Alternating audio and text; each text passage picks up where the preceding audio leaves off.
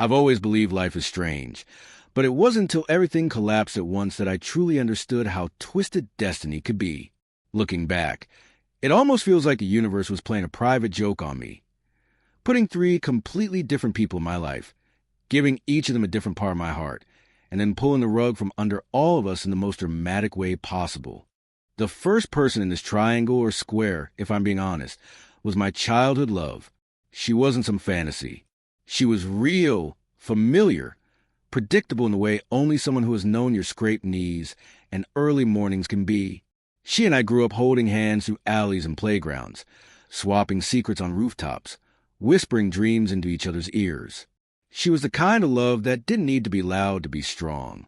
But life took her to another city, another ambition, another version of herself. And it took me somewhere else too, somewhere I didn't even realize was lonely until later.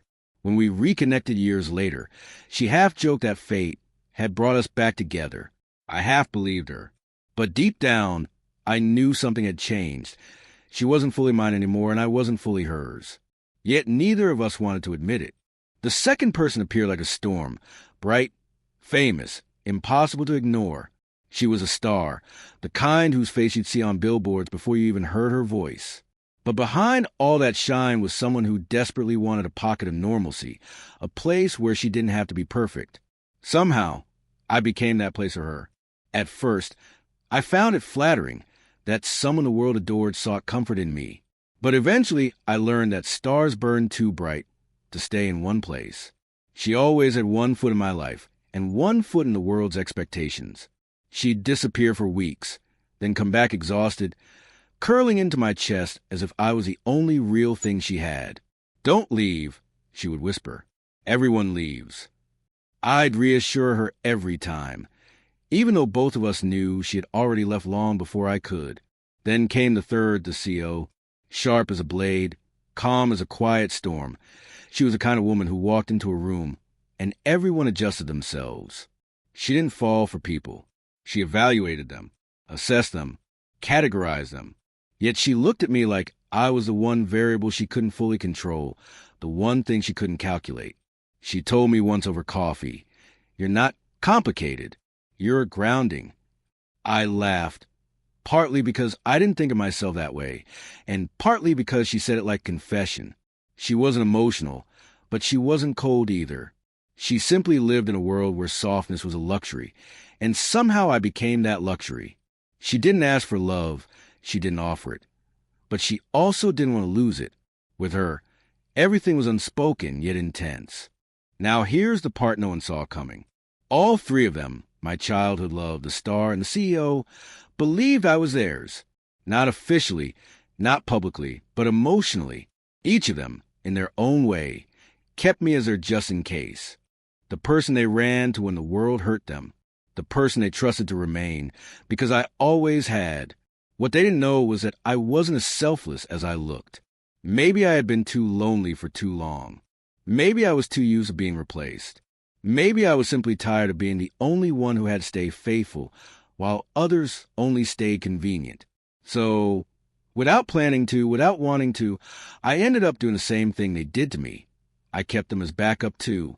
Not because I was playing a game, but because I was scared that if I gave myself entirely to one, I would lose the other two and end up alone again. I know that sounds cowardly. It is cowardly. But broken people rarely act heroically. They act out of fear disguised as logic. I convinced myself that I wasn't lying. I convinced myself that I was just waiting to figure things out.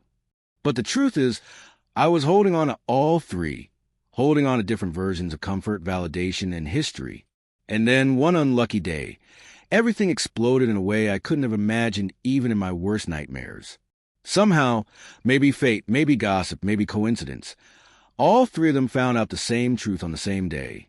They had kept me as a backup, and I had done the exact same thing to them. The fallout, well, that was something even the universe needed popcorn for. When everything finally came crashing down, it didn't happen quietly or gradually. It happened like a perfectly timed detonation. One moment, I was going about my day thinking I still had time to sort out my tangled loyalties. The next moment, my phone began vibrating as if it had a heartbeat of its own. 3 missed calls. then 6, then 12.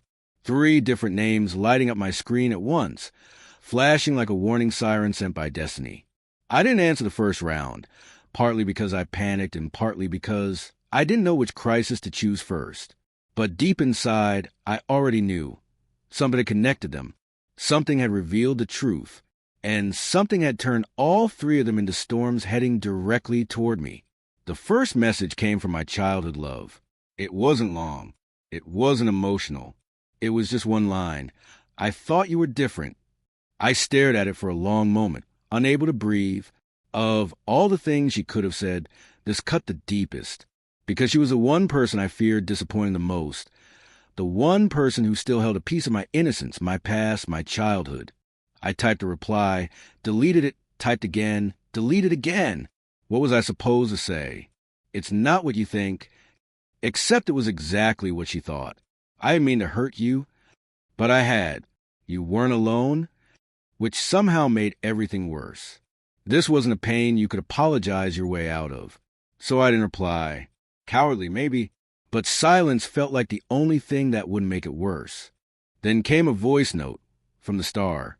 Normally her voice was soft, breathy, the kind of voice people fell in love with even through screens. But this message was nothing like that. She was angry, broken, breathless, her emotions crashing into each other. I trusted you, she said. Do you know how rare that is for me? I let you see me without makeup, without cameras, without pretending. And you were just like them. You kept options. You kept safety nets. You kept exits. And the worst part? I wasn't even your first choice. Her voice cracked at the end, and the sound hit me harder than the anger. Because I remembered all the nights she had curled up next to me crying about fake friendships, fake love, fake loyalty. And I had become part of that fake world too, without ever wanting to. Before I could even process that guilt, another notification appeared. A meeting request from the CEO. I should have expected it. She never explained her feelings. She scheduled them. I stared at the invite. Urgent. 15 minutes. Normally she gave notice, structure, warnings. But this time she didn't need to. Her message beneath the invite was sharp, clean, and colder than any boardroom she had conquered. We need to talk. Don't run. That was when my chest tightened.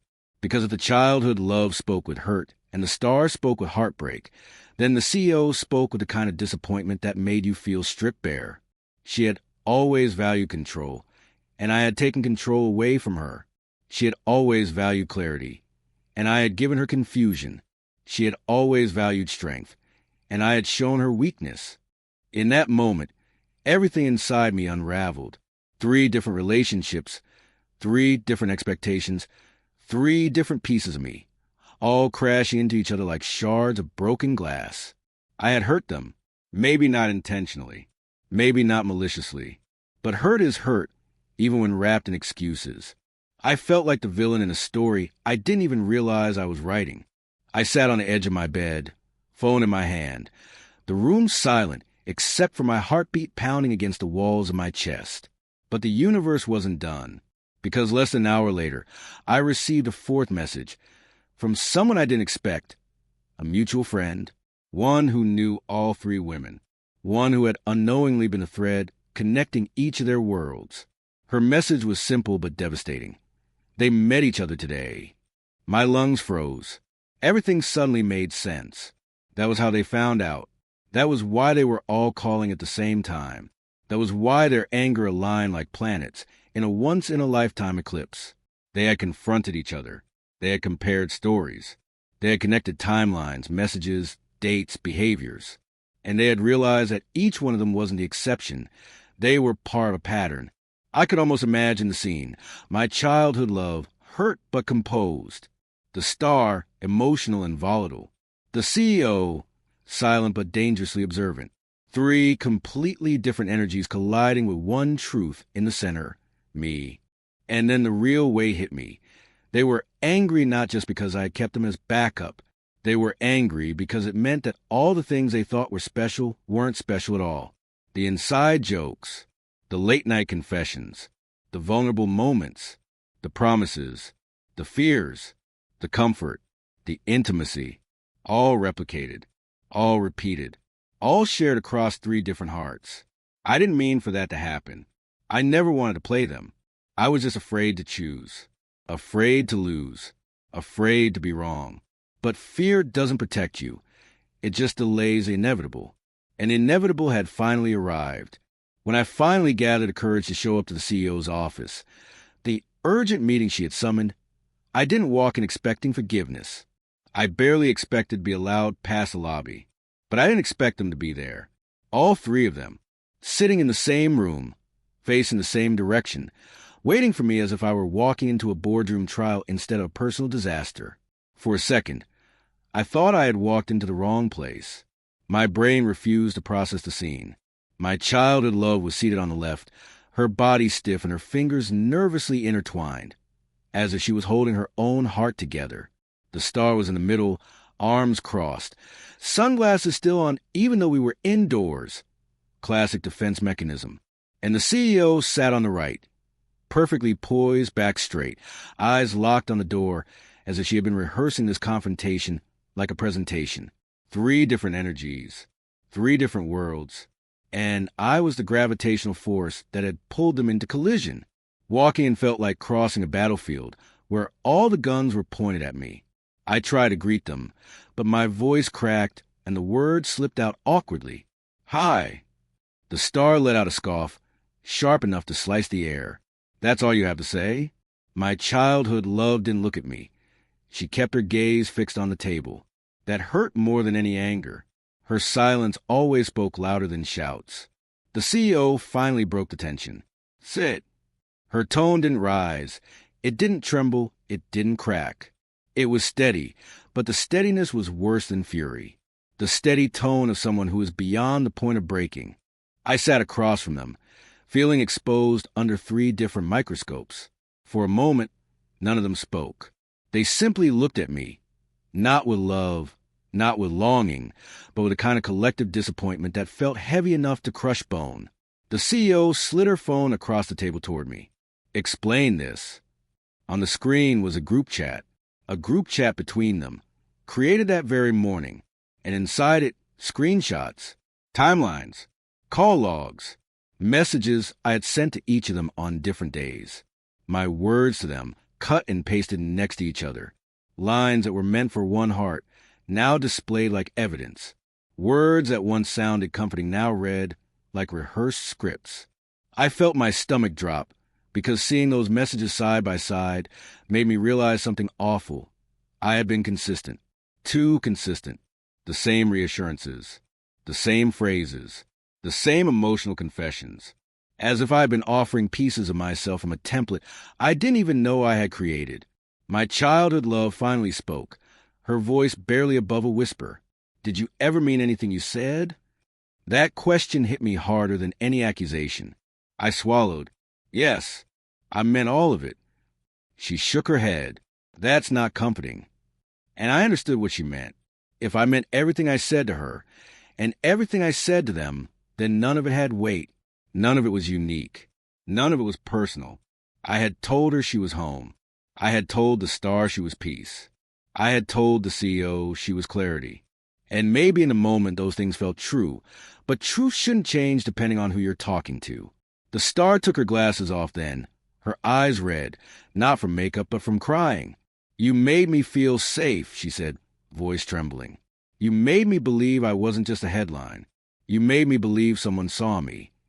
"I did see you," I said. "And them?" she shot back. "Did you see them too?" "The same way." I didn't have an answer. Silence again. Then the CEO leaned forward, fingers steepled like she was negotiating a billion-dollar deal. "Why?" she asked. Not angrily, not bitterly, just curiously, like she wanted to understand the psychology behind the disaster she was part of. Why all 3 of us? Why at the same time? Was it convenience? Ego? Cowardice? The truth rose in my throat like something sour. "Fear," I whispered. "I didn't want to lose any of you." My childhood love closed her eyes. The star looked away. The CEO exhaled, slowly, deeply. "So you kept us all," she said, "so you wouldn't end up alone." "Yes, I admitted, voice cracking. I didn't think any of you were fully mine. I didn't think I was fully yours. I didn't think choosing one meant anything good.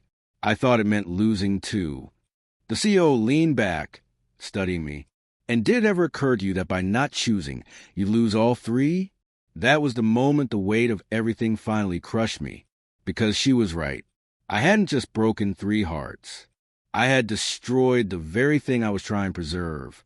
And no excuse I could offer, not fear, not confusion, not loneliness, could repair that. I did see you, I said. And them, she shot back. Did you see them too? The same way. I didn't have an answer. Silence again.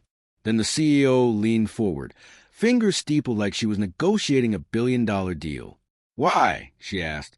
Not angrily, not bitterly, just curiously, like she wanted to understand the psychology behind the disaster she was part of. Why all 3 of us?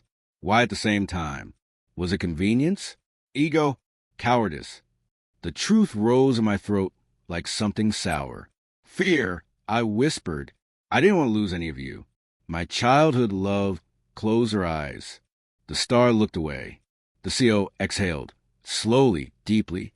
So you kept us all, she said, so you wouldn't end up alone. Yes, I admitted, voice cracking. I didn't think any of you were fully mine. I didn't think I was fully yours. I didn't think choosing one meant anything good. I thought it meant losing two. The CEO leaned back, studying me. And did it ever occur to you that by not choosing, you lose all 3? That was the moment the weight of everything finally crushed me. Because she was right. I hadn't just broken 3 hearts. I had destroyed the very thing I was trying to preserve. And no excuse I could offer, not fear, not confusion, not loneliness, could repair that. If there was one thing I learned that day, it was this. Silence is not empty. Silence is loud.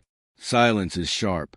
Silence carries the weight of every unspoken truth and every broken expectation. After the CEO's question, did it ever occur to you that by not choosing, you lose all 3? The room fell so quiet that I could hear my own heartbeat, uneven and frantic. I wanted to speak, to defend myself, to explain everything in a way that didn't sound like a selfish man juggling hearts for entertainment. But every explanation felt flimsy. Every reason felt like an excuse, and every word I rehearsed dissolved before reaching my lips. They watched me, each in their own way, and for the first time since this began, I realized something painful. This was not 3 women confronting the same man. This was 3 women confronting their own reflections, what they allowed, what they believed, what they hoped, what they trusted.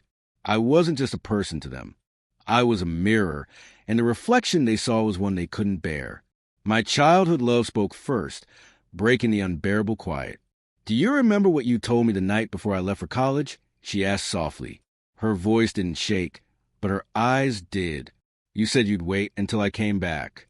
That no matter who came into your life, you'd always keep a place for me.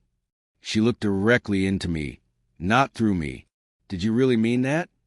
I did, I said, hating how weak my voice sounded. She nodded slowly. Then why didn't you tell me when that changed? I opened my mouth, but nothing came out. Because the truth was, I didn't know when it changed.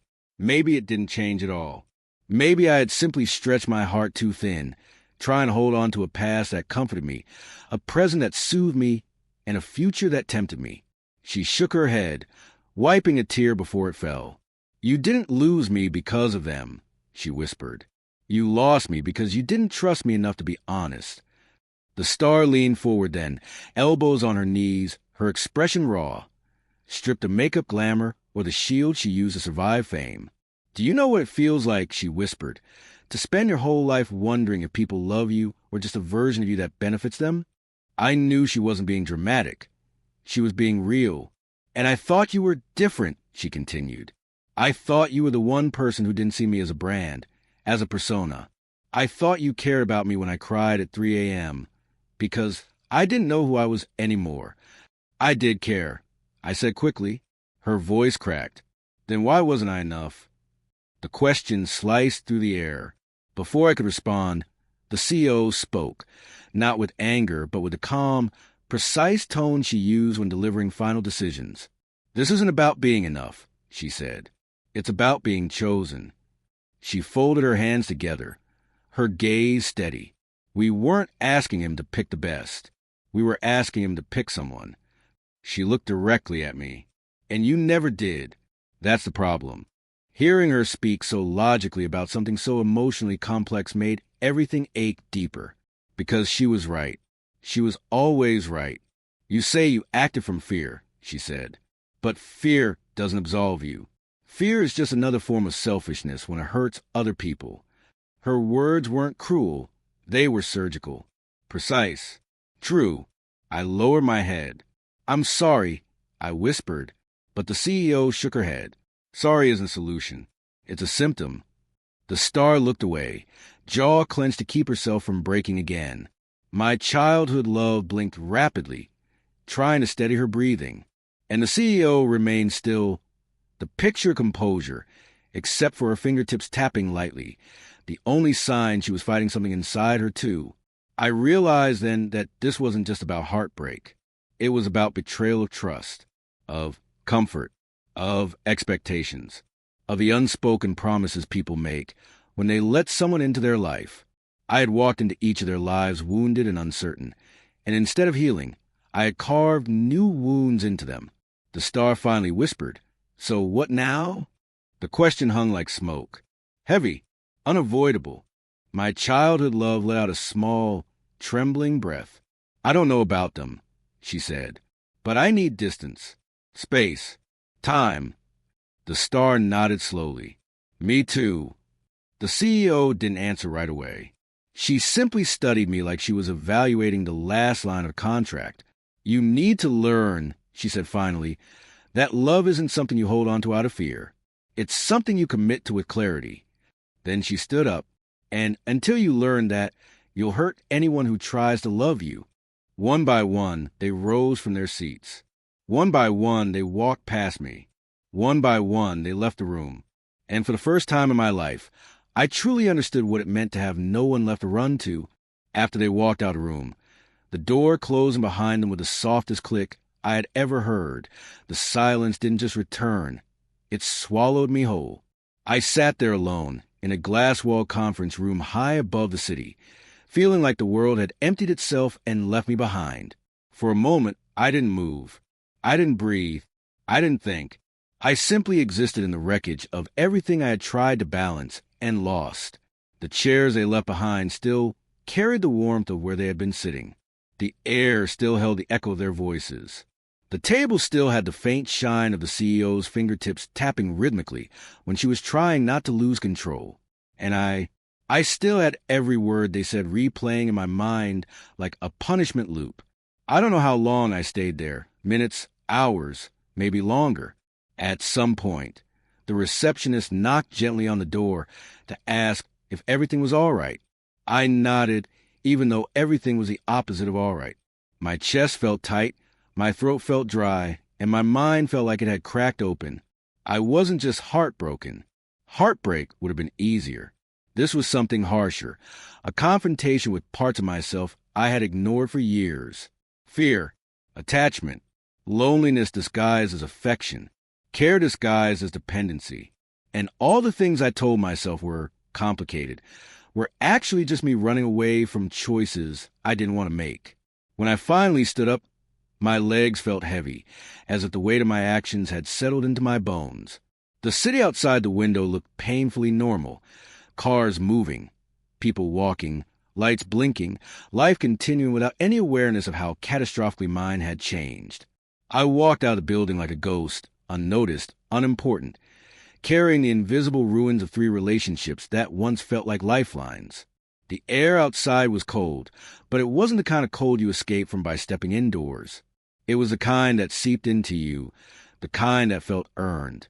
As I walked, I replayed each of their expressions, their voices, the tremble behind the star's words, the firmness behind the CEO's, and the quiet devastation behind my childhood loves. 3 different heartbreaks, 3 different disappointments, 3 different versions of pain I had caused. I kept turning over the same question in my mind. Why did I do this? Why did I let it get this far? But the answer was always the same. because I thought I was protecting myself, because I thought holding on to all three meant I wouldn't have to lose. But the truth was cruel and simple. In trying to keep everything, I ended up with nothing.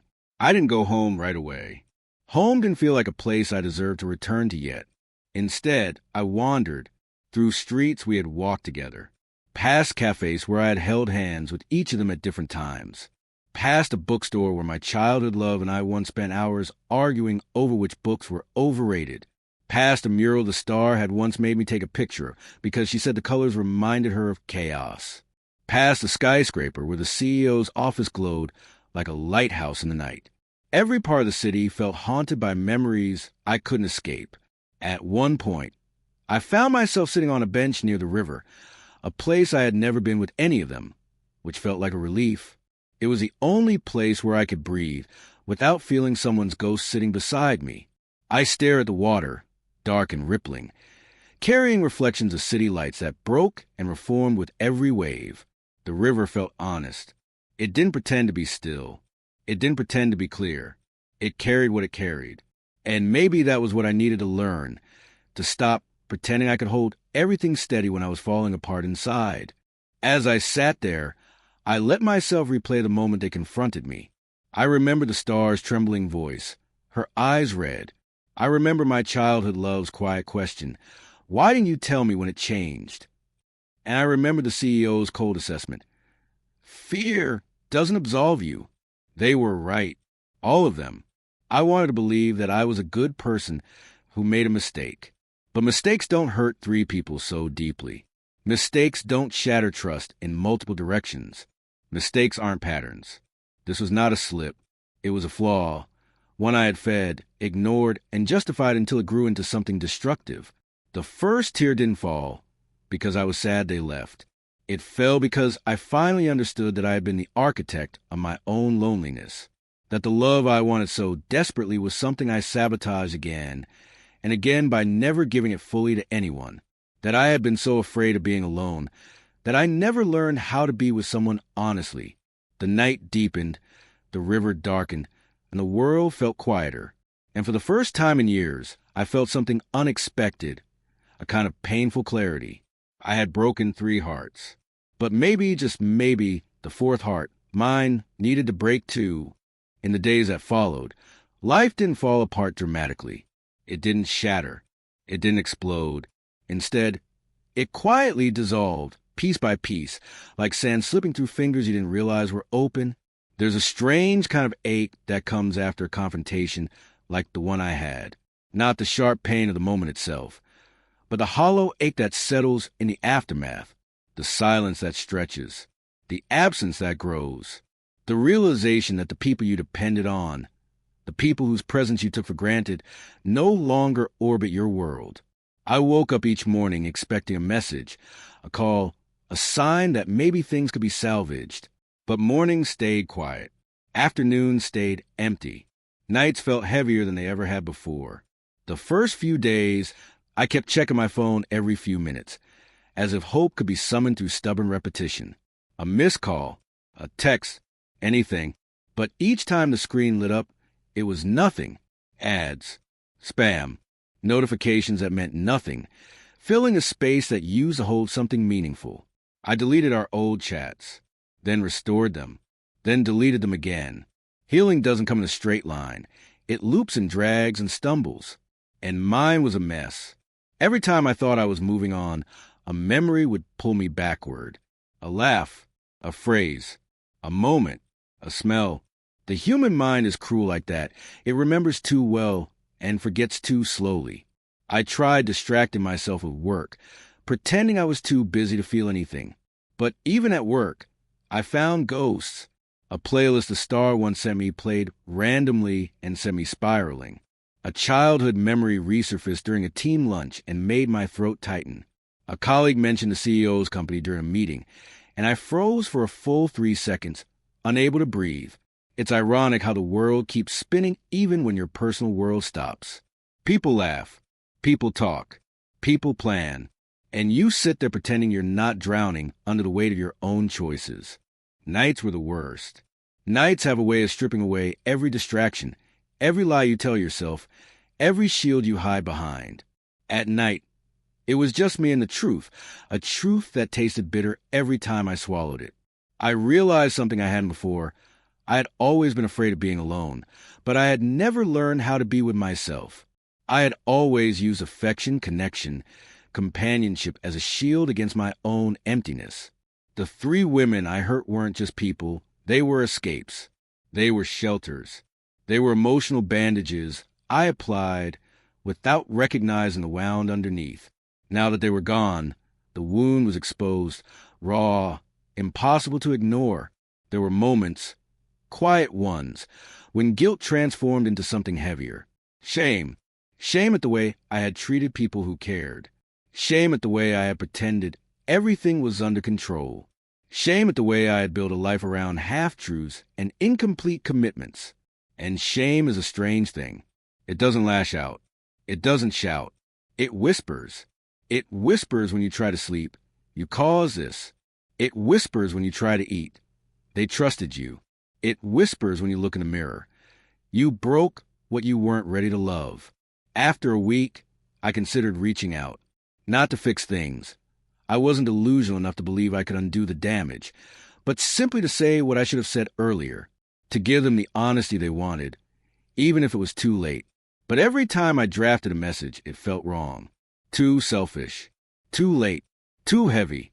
I imagined how they would feel reading my words, reopening wounds they were finally trying to let heal. I couldn't do that to them. Not again. So I stayed silent. Not because I didn't care, but because I finally understood that caring sometimes meant stepping back. Eventually, the loneliness settled into something quieter. Not comfortable, but familiar. I began to think more clearly. I saw patterns I had ignored. I understood fears I had refused to acknowledge. I realized that I had spent so long being a backup in other people's lives that I didn't know how to choose someone for real. Not until I learned how to choose myself first, messy, flawed, complicated as I was. Healing didn't come as a revelation. It came as small moments. Washing dishes while humming a song I hadn't heard in years. Cleaning my room and finding old photos that didn't hurt anymore. Taking a walk without constantly checking my phone. Sitting alone in a cafe and not feeling the urge to message someone just to fill the silence. Slowly, painfully, I began rebuilding. But the thing about healing is that it doesn't erase consequences.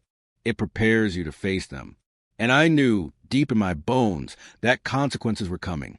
Not from them. They had moved on, or at least begun to. The real consequences were internal. Living with the knowledge of who I had been, and learning how to become someone different. Because the story wasn't over yet. The real turning point was still ahead.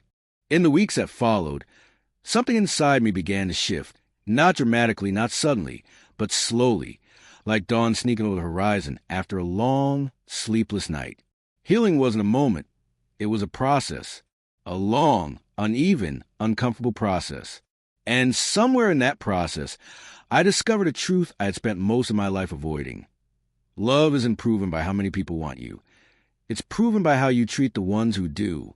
That realization hit me harder than all 3 heartbreaks combined. Because for the first time, I saw myself through their eyes. The childhood love who waited for years.